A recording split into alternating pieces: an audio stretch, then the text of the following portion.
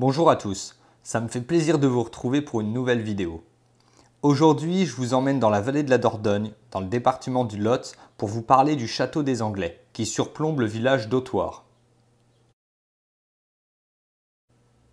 Alors, cette vidéo est un peu spéciale, car je n'avais pas connaissance de ce lieu, mais j'avais mon matériel avec moi. Donc j'ai improvisé une vidéo sans avoir d'informations sur ces fortifications, mais bien entendu, j'en ai trouvé quelques-unes à vous donner. Il ne me reste plus qu'à vous souhaiter un très bon visionnage à tous. Place au générique.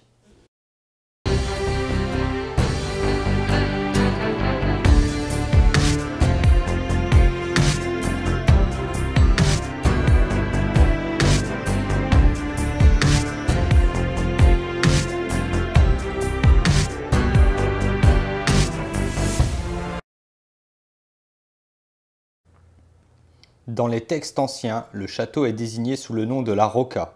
En 1178, la châtelaine de Saint-Céré, dont dépend Autoire, passe dans les possessions des vicomtes de Turenne. Autoire est à la frontière entre les comtés d'Auvergne et de Toulouse. C'est probablement à cette date que le château commence à être construit par le baron de Castelnau-Grammat, sous la forme d'un abri sous roche fortifié accolé à la falaise.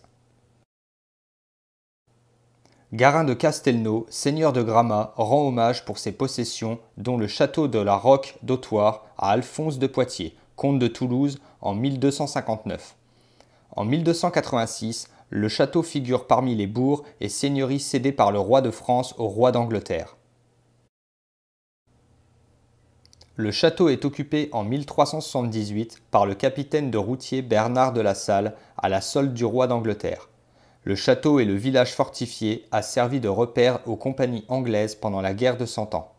Juste après cette guerre, le seigneur d'Autoire fait construire la tour avec un escalier à vis et mâchicoulis contre le logis fortifié. En 1562, Autoire est occupé par les protestants. Un acte daté du 3 mars 1588 indique que le château a été occupé par une bande protestante commandée par Jean Mollet, connu sous le nom de capitaine Vinzou, qui se rend au gouverneur de Saint-Céré et à la communauté d'Autoire au bénéfice du vicomte de Turenne. Pendant la Fronde, en 1647, le vicomte de Turenne, un des chefs de la Fronde, fait restaurer les défenses du château. Ensuite, le lieu sera abandonné. Au XVIIIe siècle, les habitants commencent à piller les pierres du château, puis il est absorbé par les broussailles et passe dans l'oubli. Le château a été inscrit au titre des monuments historiques le 26 octobre 1925. L'espace, à mon avis, c'est... Ah, par contre, le point de vue ici, il est magnifique. Ah. C'est le village d'Autoire. Il y a le parking juste en face. On était garé tout à l'heure.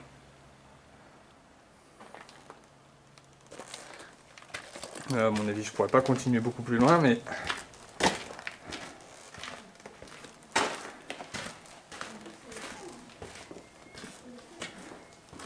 Ouais, là, c'est plus possible d'avancer. Après, c'est la falaise. Vous pouvez regarder. On est vraiment à fleur de falaise.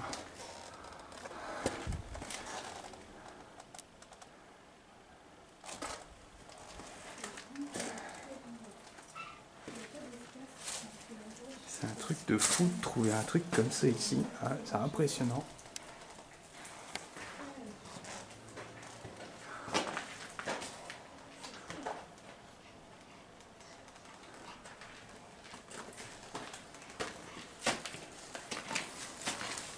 Difficile de se croiser, madame.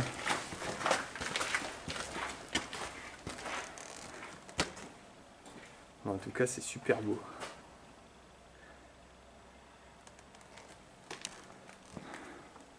Bon, le sentier pour y accéder, faut le vouloir aussi, faut avoir envie. Faut pas avoir le vertige parce que moi qui suis sujet au vertige, j'ai eu quelques petites sensations sur le chemin. Mais ça va.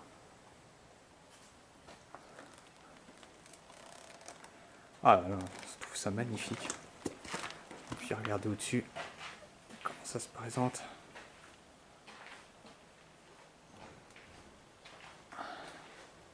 On a la falaise qui déborde sur nous. C'est super beau.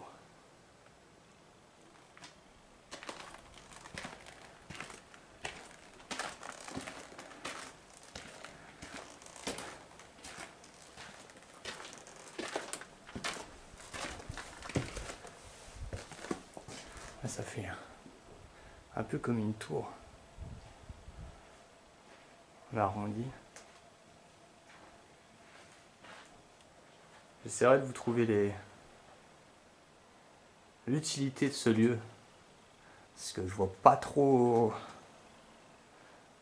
ce que ça pouvait être. À mon avis, je pense que c'était un lieu où on pouvait avoir une vue dégagée sur le village pour protéger, mais...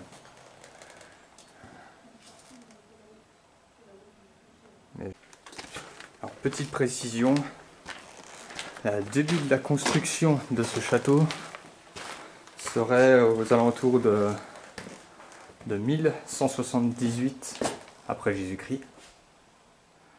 Et il aurait été cédé 200 ans après, en 1378, au roi d'Angleterre. Et il a servi du coup de repère aux compagnies anglaises pendant la guerre de 100 ans.